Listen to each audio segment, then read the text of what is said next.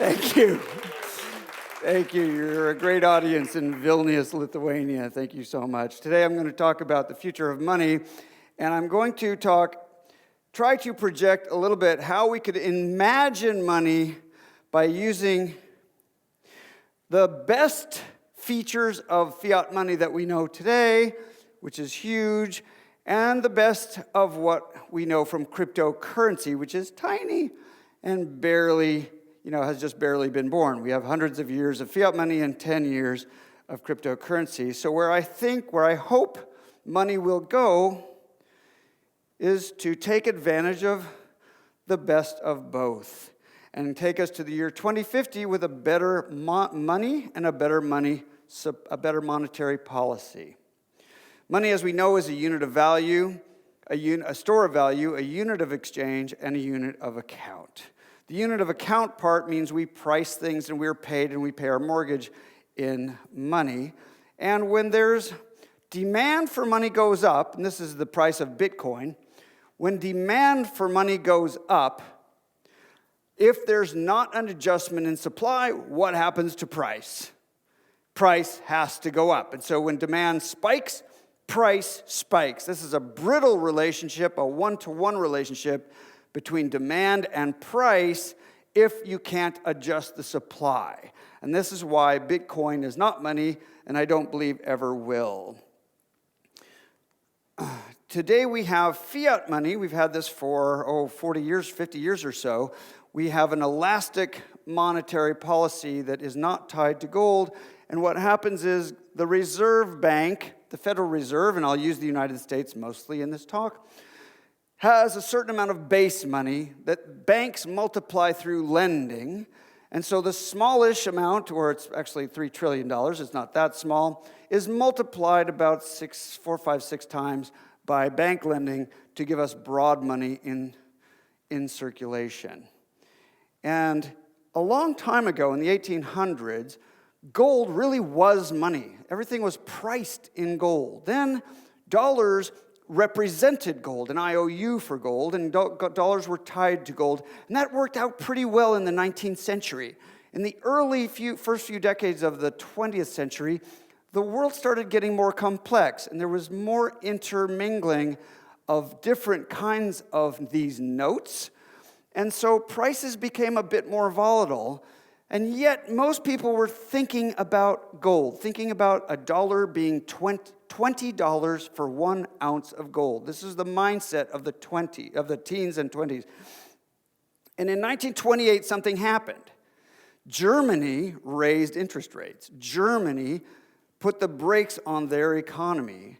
And at the same time, everyone thought, the vast majority of people in Europe thought that the dollars and the Deutschmarks and the pounds would probably be devalued because the price of gold was too high relative to everything else they had. When the demand for gold goes up, then the demand for your house, the price of your house goes down. So they hoarded gold. At the beginning, that kind of fired the gun in 1928, and Europe started hoarding gold. And money was flowing from the United States to Europe in the form of gold. Physical gold being shipped back to Europe because there was tremendous demand for gold. In 1929, there was enough of a drop in output, enough of a recession, to cause a lot of uncertainty and a lot more hoarding. And that is called deflation. The greatest recession we've ever had was a recession of deflation, largely driven by gold hoarding. This may not be the story you've read in textbooks. Gold hoarding was responsible for millions and millions of people out of work, and when money was gold, this is what deflation looks like. It took until 1933 before Roosevelt changed the price, as people expected, from $20 to $35, devaluing the dollar, increasing the value, devaluing gold, actually, so that people would then change back into dollars. Now there were twice as many dollars almost for your ounce of gold. Now people valued dollars, and it went the other way, and that's what brought back growth. So growth went up immediately as soon as Roosevelt did that. He also then instituted a minimum wage that was much higher than before, and that pretty much killed it. And there was more gold hoarding, and then there was more loosening of monetary supply, and then the war came, and they got out of the situation. At this time, in 1944, the Bretton Woods Agreement didn't really tie the currencies to gold. It tied the currencies to each other. The major currencies were pegged to each other, and they were very sticky in their pricing to gold. That went along for a while, and we learned a very important lesson, that deflation is very, very bad. Very bad. People hoard, everything stops. No jobs, no food, no can pay the rent, no can buy groceries. So when a little bit inflation of hoarding starts, if people think their money's going to be worth more later, it goes like a spiral, down and down and down. Inflation starts and it accelerates. So no one wants to go near inflation lest that begin. That's lesson number one. Lesson number two is that during this period after the war, there were actually quite a few recessions. These gray bars are recessions. That's negative growth. That's the economy slowing down. Here in 1958, there was a sudden drop in the demand for new cars and new housing, put about 5 million people in the United States out of work for a year because the Fed didn't inject cash to make up for that slowdown. So the pattern we see repeated over and over and over again is that there's a shock of some kind and a drop in output or a drop in demand, and that needs to be countered by an injection of cash into the economy by the Fed, and they don't do it. They do what we call too much, too late. They're not doing it at the right time, so by the time it's too late and they have to do it, it costs them a lot more. They have to put much more money into the money supply, and many people are out of work for a prolonged period of time. In 1970, Nixon decoupled gold from the dollar. The Brits had done it back in 1930. And that caused kind of a chain reaction in Europe as well. And when Arthur Burns, the chairman of the Fed, got his hands on this machine, he found that he was trying to drive a car down the street with two steering wheels. One steering wheel for unemployment and one steering wheel for inflation. So prices over here and jobs over here. If you can imagine driving a car with each steering wheel attached to connected to a different wheel, it's pretty easy for it to seize up or bang down the road, going from side to side, hitting the side rails. And that's exactly what happened in the first 7-8 years. And then came Paul Volcker. I'm just going to skip ahead for a second. And then came Paul Volcker in 1970, who was still driving the same car down the road, and he actually had the federal funds rate at 20%. I had a mortgage at 17%. This was choking inflation, skyrocketing prices, because they didn't know how to drive the machine. On the one hand, they didn't want unemployment. On the other hand, they didn't want too much inflation. Well, they were focused more on unemployment, and that didn't work out very well. So the story in 2008 will surprise you now with this context. The normal story is that the banks did all this bad lending, and there was this bad credit ratings, and there was a collateralized debt obligations and the doomsday machines, and it was very complicated, and it tore a huge hole in Wall Street, and everything failed and needed to be reconstituted because of the banking crisis. And the truth is, it was a monetary event. The truth is, the loans weren't even actually that bad. The collateralized debt obligations weren't that bad. Yes, there was some toxic debt for sure, but it was localized to Wall Street. What happened was in January of 2008, early 2007, housing prices had already peaked. Housing prices had been on their way down for a year. Output started to slow dramatically. And by the summer, output had gone way down. In fact, a larger drop in GDP in the same amount of time than any other period besides the Great Depression. And they should have injected cash right there, but there was a problem in the summer of 2008. First, there was the election cycle, so McCain and Obama were going at it, and there was a lot of uncertainty about how that would play out. Second, commodity prices spiked in July. And you may remember reports on the TV of people rioting in many countries because of basic goods.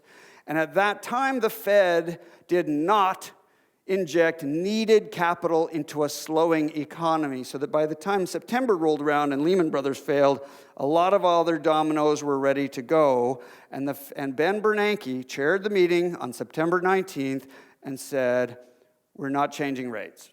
So it's hard to see with rates very low, around 2%, that money was too tight, but money was too tight. And because they did not have a more expansive monetary policy earlier that spring, that summer, that fall, if they'd done it earlier, Lehman Brothers would have been fine. If they'd done it in September, the whole $2 trillion of quantitative easing wouldn't have been necessary, but they did nothing, and that led to a worldwide, we got the flu on Wall Street, but everybody around the world caught it. 2 billion people were put out of work for 5 years because we didn't have enough cash in our economies. And by the time we finally got around to putting $2 trillion of quantitative easing into the economy, it was too much too late. And that's the story of the Fed. Too much too late because they're worried about inflation. Well, they managed to get inflation pretty well under control over these last 30 years. Inflation now has run for 20 years, 25 years in this band between 1.5% and 2.5%. That means if you own a lot of gold, you should sell it now. This is not investment advice, but people who have gold as an inflation hedge can forget about the inflation that they're hedging against. And so a little inflation is good. A little inflation is good. Why is that? Why is 2% good? And you can see they're managing to do that, except at the expense of the rest of the economy and the world economy. They're managing it. They're forgetting about output and jobs. But a little inflation is good. Why? Because if we hit zero, it goes the wrong way, right? We want to stay away from zero. On the other hand, a bunch of inflation is bad because prices go up too fast, faster than our wages can keep up. But if you think about inflation for a second, it's neutral. Inflation is neutral. That means that if you complain about the price of a movie ticket having doubled over some period of time, well, your wages have doubled. Your income has doubled. The price of your house has doubled. Everything has doubled. Everything goes up at the same rate of inflation. The only thing that doesn't is what? Only one thing doesn't rise, and that's savings. Savings doesn't. Just money under the mattress doesn't rise, and so it erodes savings. So if we have inflation at 2%, how often do prices double? Everybody knows this. It's a quick one. Prices double every 36 years, exactly. Prices double every 36 years if inflation is at 2% per year. That's an easy one, and if inflation is more, then the prices will double more. But every 36 years is not such a bad price to pay for no deflation. And if we could nail it at 2% per year, we may have no recessions. And then it's a very good, worthwhile trade-off, and that's what I'm going to talk about now. So the Fed is trying to drive down the road. It's focused on inflation. You notice that it's not doing very well with unemployment. Right now we have very low unemployment, but 6-7 years ago we had a very high unemployment. So employment remains volatile, and every time we have one of these gray bars, millions and millions of people are out of work. So the two steering wheel system has shown itself to has failed. In Europe, in the EU, they raised rates in the summer of 2008, starving the economy. They follow what the Fed does, pretty much. Most central bankers are going to follow what the Fed does. But they actually raised rates ahead of Bernanke in the EU, making things much worse. And you can easily say that Ben Bernanke himself was probably more or less single-handedly responsible Not exactly, because it's a political institution, but if he had been pushing since April, May, June, we would have had a more lax monetary, more stimulative monetary policy, and things would have been much less rough. We could avoid this kind of unemployment if we can keep both variables modulated correctly and have the correct response at the correct time. How could we do that? Well, we do that through monetary policy. We can't directly affect unemployment. Why? Because there are shocks. Things happen in markets that we don't have a direct tool to modulate unemployment the way we do inflation and prices. But what we can do, and so what we've been doing, is we've been trying to drive down the road with both of these, and here's the result. This is about how it has played out every several years with the Fed trying to hit two targets. That's why the B of E in England, they first get recession, and then if they can, secondarily, they try to modulate unemployment using more or less the same tactics. But it can easily be that your tactics are offsetting each other if you're trying to increase the money supply but decrease but watch for employment problems. So instead of one variable, we could use, instead of two variables, we could have connect and put one steering wheel in the middle of the car. Whoops, sorry. And that's through using a monetary policy that is a one variable monetary policy, and that's called nominal GDP level targeting, and that's what I want to explain now. NGDPLT. I'm sure that just rolls music to your ears. All right, he's going to explain NGDPLT. Nominal GDP, first of all, is the actual prices we pay that are not adjusted for inflation. So it's the price that contracts are written in. It's the money you get paid. You get paid in nominal dollars. You don't get paid in inflation-adjusted dollars. You pay your rent in nominal dollars. You pay your mortgage in nominal dollars. The dollars in your wallet are nominal dollars. If we could target NGDP only, we could manage both inflation and unemployment. Nominal GDP is the price level times our GDP, which is the normal inflation-adjusted GDP, real GDP we call it. And this is the sum of all spending in an economy. Total spending can increase either because prices rise and we pay a higher price, or because people buy more stuff, which is economic growth. Both things can cause NGDP to rise. It has sort of two variables in one.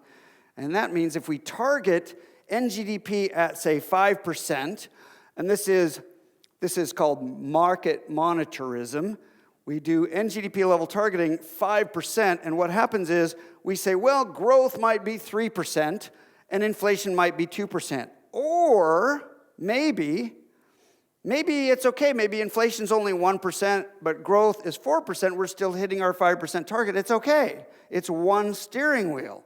Maybe growth is only 1% and inflation is 4%. That's okay. It doesn't matter. What matters is the NGDP is not too low and is not too high. That's why we call it targeting. If it looks like it's getting too high, we adjust it down. And if it looks like it's not going to be high enough, we adjust it up all the time. Now, how could we do that?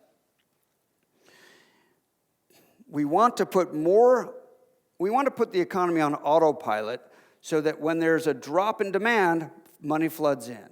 When there's overheated spending, money comes out, right? When prices start to rise too much, money comes out automatically. So there are three ways to do this. This is market monetarism. There are three ways. One is, and watch the volatility here, you could have a target of, let's say, 5%. We'd use a nominal GDP gauge on the wall in front of us instead of the two on the sides. We had tell the Fed just to watch nominal GDP, nothing else, and use normal monetary tools, which is quantitative easing, interest on reserves, and reserve ratios. These are the current modern monetary tools of the Fed and of any central bank these days.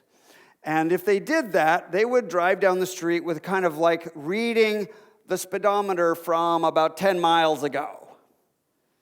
Not really able to keep up because their instruments are laggy. Their instruments are not real time. They don't get GDP in real time.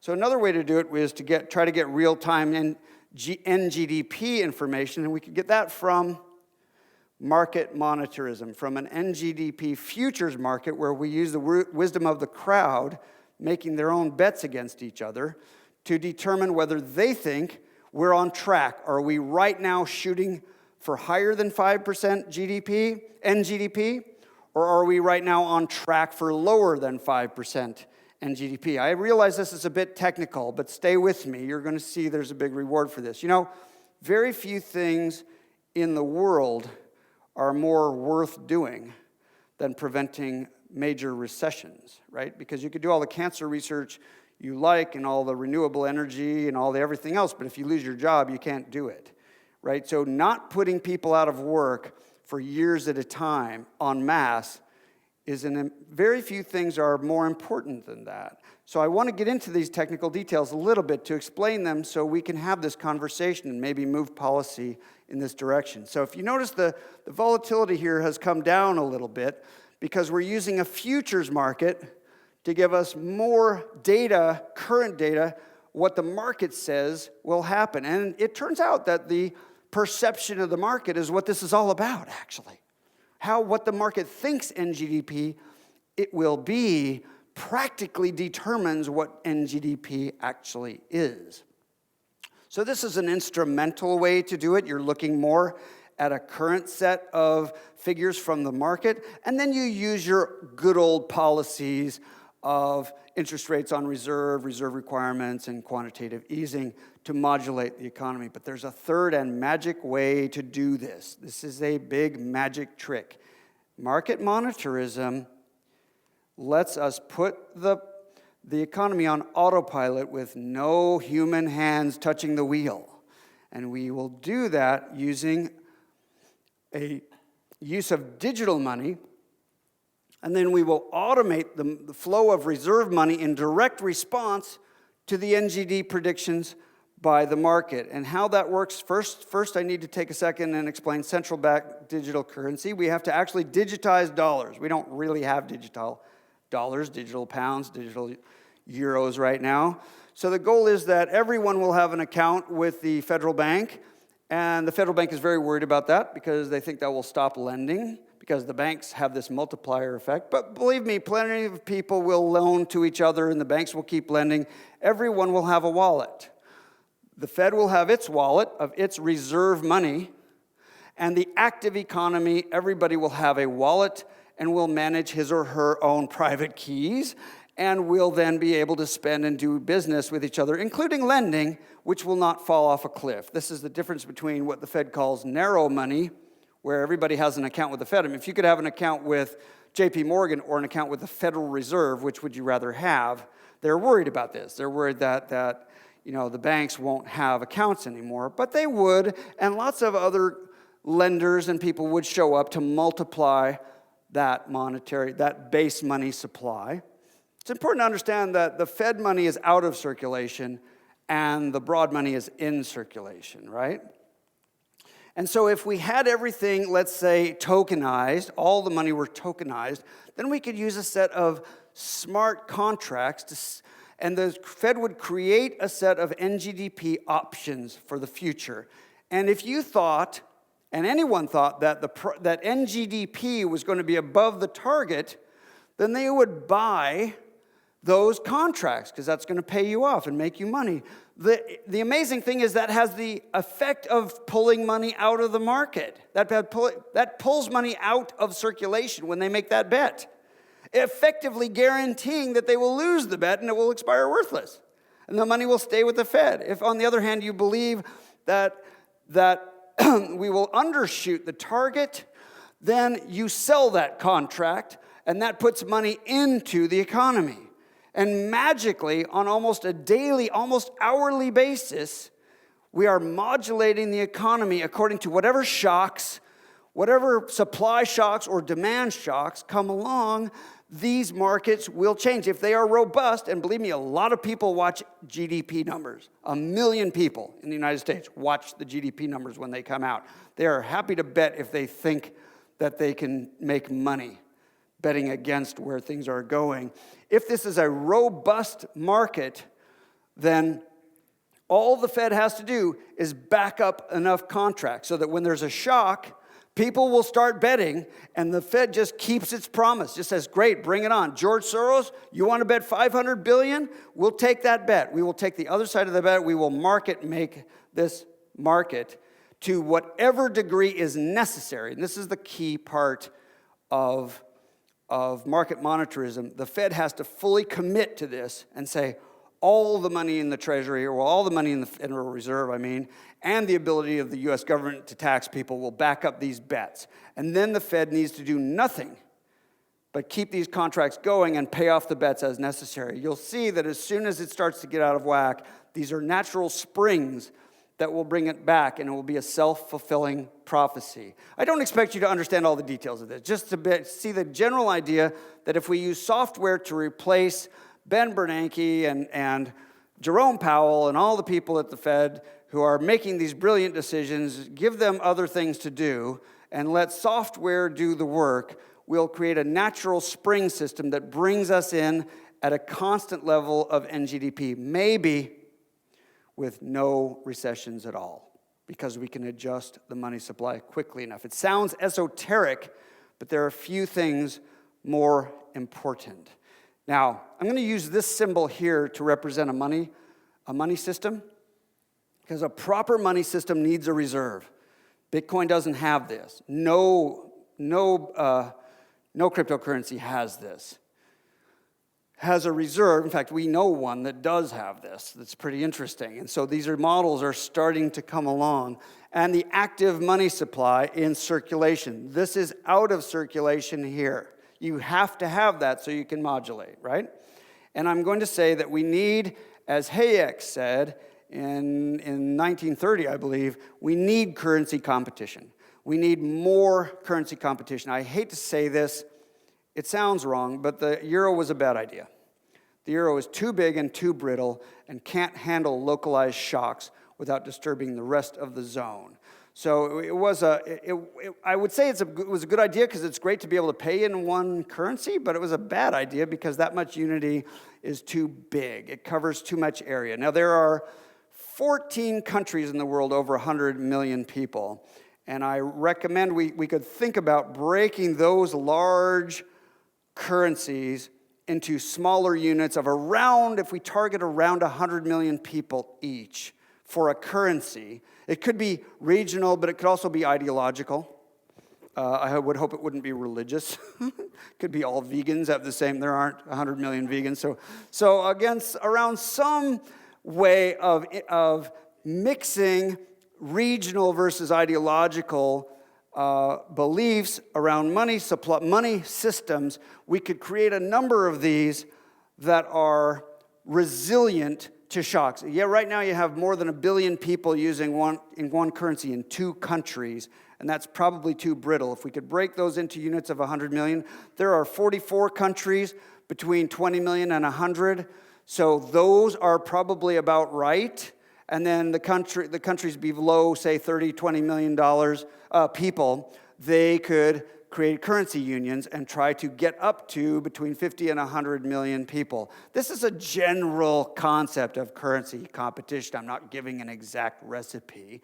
But if we had that and they all used a meaningful indicator like NGDP that's right for their economy, and in many cases you'd see that NGDP is right for most economies, and we can actually do even better than NGDP, but this is 99% of the way there. So let's just leave it at that without getting more esoteric. We'd have currency competition in the world that gives us elastic money that is digital, that we can program without human intervention, that is dispersed enough, that is varied enough, that gives us enough responsiveness to shocks to be able to put the world economy on a better path that is far more stable. I'm asking you, if you see this, if you understand this,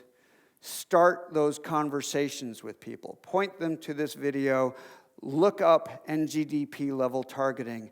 It's the conversations that will eventually get to policymakers, and that will let us get some of these ideas toward mainstream adoption, and we'll be able to help people around the world stay at work, innovate, do what they think they're here to do far more predictably. And that's a better world for the 21st century. Thank you.